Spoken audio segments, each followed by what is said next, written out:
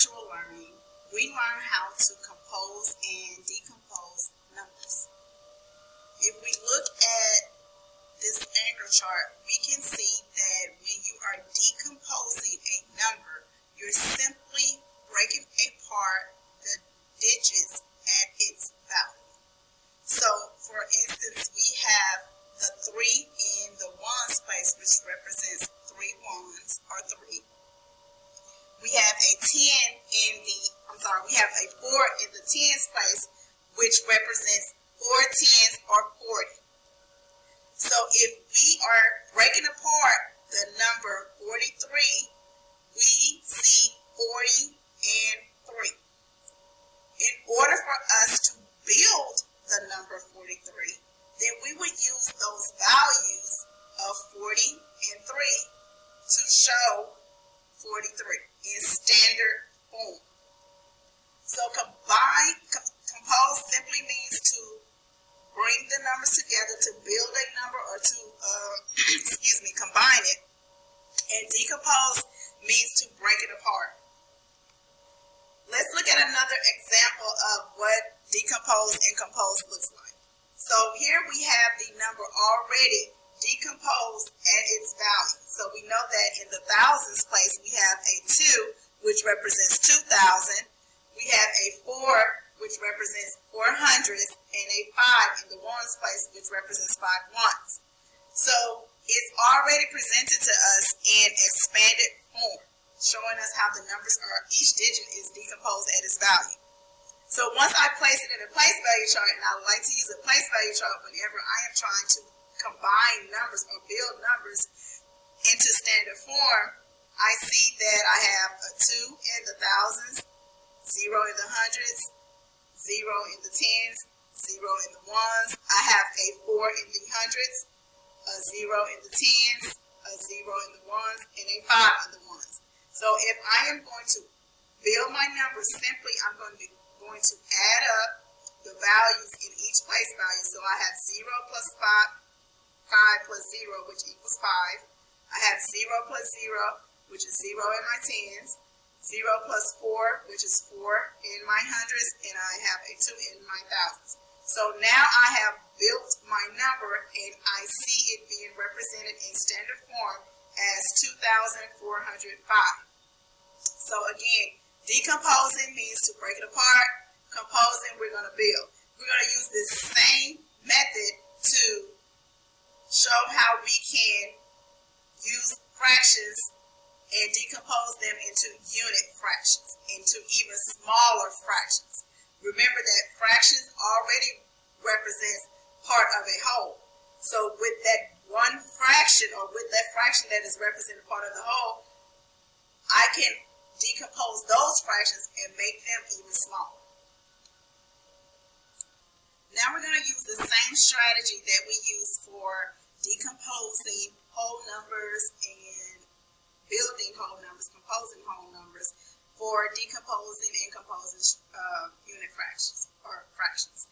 So in our anchor chart here, you can see that if I were to add another piece to this puzzle, because it looks like a puzzle or a square, I would have a total of 4 parts. But what we're seeing right here, since we are composing it, we only have 3 parts. But each part represents 1/4. And even though it's not here for me to see, I know that 1/4 plus 1/4 plus 1/4 plus 1/4 will make a whole square. Okay?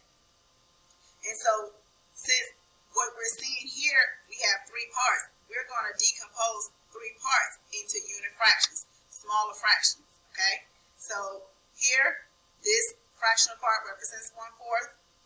This fractional part, this piece represents 1/4, and this part represents 1/4. So 1/4 plus 1/4 plus 1/4 equals 3/4, which what we see here. So if I am composing it, if I want to break it apart, I'm going to simply separate each piece, okay? And those same exact pieces are going to still represent the fractional part of 1/4, because each part is 1/4 of the whole, the entire square. So now let's look at our circle. So here I have a circle, and the circle represents the whole. So the entire circle represents my whole. I have divided the circle into two parts. Again, the entire circle represents one whole. So the circle has now been divided into two parts, okay? So the white part of my fraction of my circle represents 1/2. The orange part of my circle represents another half. So if I was to separate my two pieces in my circle, I would have 1/2 and I would have another half. If I wanted to combine it, 1/2 plus 1/2 will give me 1/2. So since my denominators are the same, my parts are the same, my total parts both are 2, I am going to combine my numerators. 1 plus 1 equals 2. So 2 over 2, or 2/2, is equal to 1/2.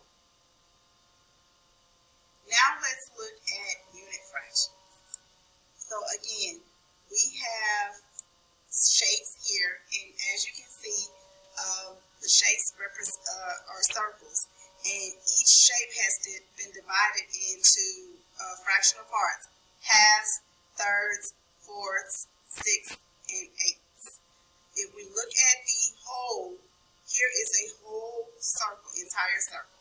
So the representation for it is 1/2. So if we wanted to divide this circle into halves, we see that we have 1/2 plus 1/2, which have 2 equal parts. And you could also represent your unit fractions with the strip diagram. So this strip diagram is just like the strip diagram that we use to add numbers, to subtract numbers. You should be familiar with it from 2nd grade. I think you guys called it part whole. It's the same thing. So you have 2 parts that is representing the whole, which is your entire fraction. Your entire circle.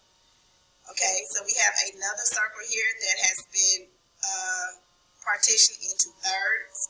They're all equal parts, and if we place it in our strip diagram, you have 1/3, 1/3, 1/3. It's equivalent to the whole. Fourths